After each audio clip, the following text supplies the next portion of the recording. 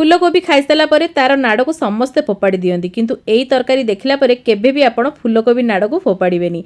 आज आमे बनेबा सुपर टेस्टी फूलकोबी नाड़र तरकारी। प्रथमे सोरिष तेल गरम करबा, सुखला लंका, जीरा, सोरिष, पियाज को देकी भाजिबा।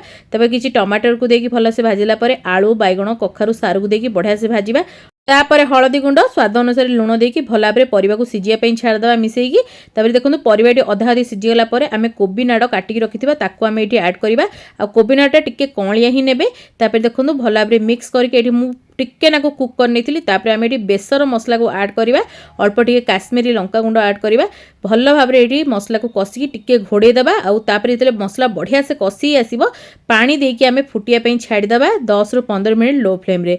तापर जेतले तरकारी टिके गाढ़ाई आसीबो लास्ट को केवल धनिया पत्र टिके देकी भल भाव में मिक्स करबा। रोटी गरम भात संगे आकु खाई परिबे, बहुत बढ़िया लागते। भल लागितले छोट रेसिपीटी लाइक करिवे, शेयर करिवे, सब्सक्राइब फॉलो करियो भूलिबेनी।